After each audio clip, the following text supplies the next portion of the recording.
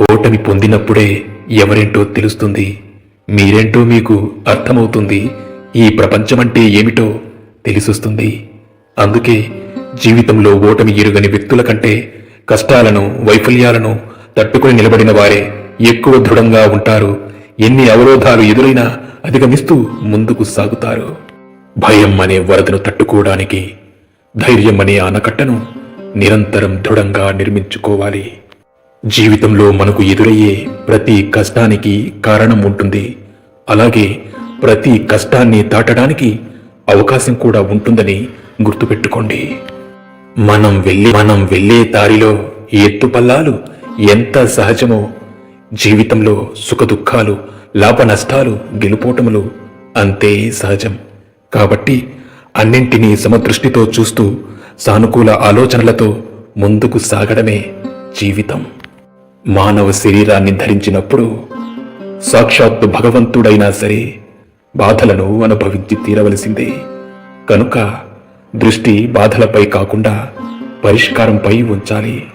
లక్ష్యం నిర్ణయించుకున్న తర్వాత ఎలా సాధించాలి అని మాత్రమే ఆలోచించాలి.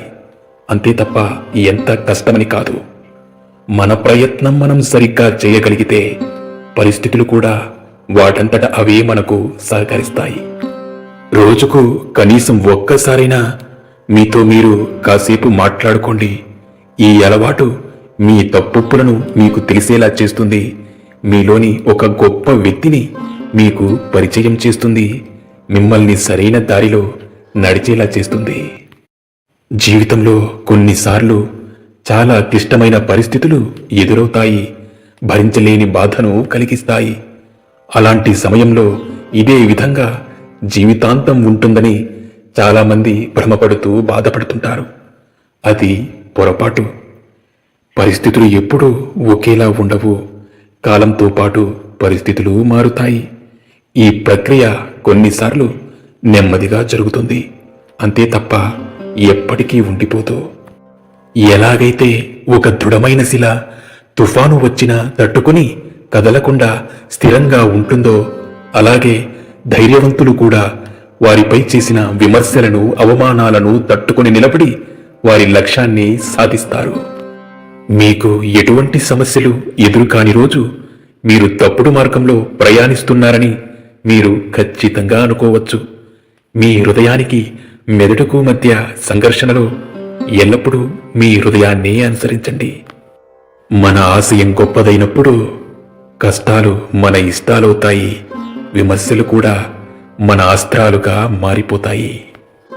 లక్ష్యాన్ని సాధించాలనే సంకల్పం మీలో బలంగా ఉంటే ఈ విశ్వం మొత్తం అనుకూలంగా మారి మీకు సహకరిస్తుంది.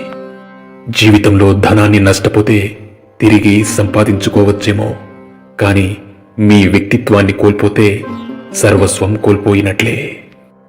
ఏదైనా గొప్పగా సాధించాలనే తపన చాలా మందిలో ఉంటుంది. కానీ ఏమి చేయాలనే దాని మీద స్పష్టత మాత్రం కొందరికే ఉంటుంది. దానివలన వారిలో కష్టపడే మనస్తత్వం ఉన్నప్పటికీ లక్ష్యంపై స్పష్టత లేకపోవడం వల్ల ఏ పురోగతి లేకుండా ఉన్న చోటే ఉండిపోతారు. కనుక ఎవరికైనా ఏం సాధించాలన్నా ముందుగా లక్ష్యంపైన స్పష్టత ఉండడం చాలా ముఖ్యం. ఏది సత్యమో ఏది అసత్యమో తెలుసుకోగల విచక్షణ జ్ఞానాన్ని పొందడమే వివేకానికి మొదటి అడుగు. ఏది అంతిమం కాదు. మార్పు సాధించాలనే సంకల్పం మీలో ఉంటే మార్పు ఎల్లప్పుడూ సాధ్యమే. ప్రతిరోజు మీరు ఎన్ని మంచి మాటలు విన్నా, ఎంత గొప్పగా ప్రేరణ పొందినా, సాధన చేయకపోతే, ఆచరణలోకి తీసుకురాలేకపోతే ఏ ప్రయోజనం ఉండదు. చాలామంది క్రమశిక్షణ అంటే తమ స్వేచ్ఛను కోల్పోవడం అనుకుంటారు. నిజానికి క్రమశిక్షణ అంటే అనవసరమైన విషయాలను పక్కన పెట్టి అవసరమైన విషయాలకు ప్రాధాన్యత ఇవ్వడం. ఇలా క్రమశిక్షణ అలవర్చుకున్నప్పుడే తాత్కాలిక ఆనందాలను జయించి మీ లక్ష్యాలను చేరుకుంటారు. విజేత అంటే ఓటమి ఎరుగని వ్యక్తి కాదు.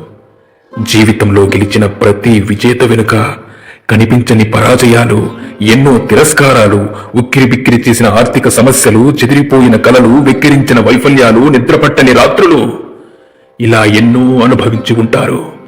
కానీ ఎన్ని ఓటములు ఎదురైనా లెక్క చేయకుండా వెనకడుగు వేయకుండా విజయం సాధించే వరకు వారు నిరంతరం ప్రయత్నిస్తూనే ఉంటారు. భయం మిమ్మల్ని బలహీనులను చేస్తుంది. మీలో ప్రతికూల ఆలోచనలను సృష్టిస్తుంది. మీ మేధస్సును మందగించేలా చేస్తుంది. కనుక ధైర్యంగా ఉండండి. ఆ భగవంతునిపై విశ్వాసముంచి ధర్మ మార్గంలో అడుగులు వేస్తూ ఫలితం గురించి ఆలోచించకుండా మీ కర్తవ్యాన్ని మీరు నిర్వర్తించండి. పూజలు, వ్రతాలు, ప్రార్థనలు ఇవన్నీ సత్కర్మలే కావచ్చు. కానీ వీటన్నింటితో పాటు అతి ముఖ్యమైనది అహంకారాన్ని జయించడం. ఎంతటి శక్తిమంతులైనా, ఎన్ని దాన ధర్మాలు చేసినా, ఎంత గొప్ప స్థాయిలో ఉన్నా అహంకారం అనే మాయలో పడితే అది అధోగతి పాలు చేస్తుంది, పతనానికి దారితీస్తుంది. ఓర్పు అనేది ఎంత చేదుగా ఉంటుందో దాని వలన లభించే ప్రతిఫలం అంత తీయగా ఉంటుంది. ప్రతి మనిషి జీవితంలో క్లిష్టమైన పరిస్థితులు ఎదుర్కోవలసిన సమయం ఒకటి వస్తుంది. అప్పుడు జీవితంపై విరక్తి కలుగుతుంది, విసుగు వస్తుంది, ఒంటరి అయ్యామనే భావన కలుగుతుంది, బ్రతుకు భారంగా అనిపిస్తుంది, ఏమీ చేయలేని నిస్సహాయ పరిస్థితి వస్తుంది. అలాంటి సమయంలో మనం వెతకాల్సింది సాయం చేసే చేతుల కోసం కాదు, మనలో అంతర్లీనంగా నిక్షిప్తమై ఉన్న శక్తి కోసం. ఆ శక్తి పేరే ఆత్మవిశ్వాసం. ఎంతటి క్లిష్టమైన పరిస్థితులు ఎదురైనా సరే ఆత్మవిశ్వాసం అనే శక్తి ఉంటే చాలు, దేన్నైనా తట్టుకుని నిలబడతారు. సర్వే జనా సుఖినో భవంతు.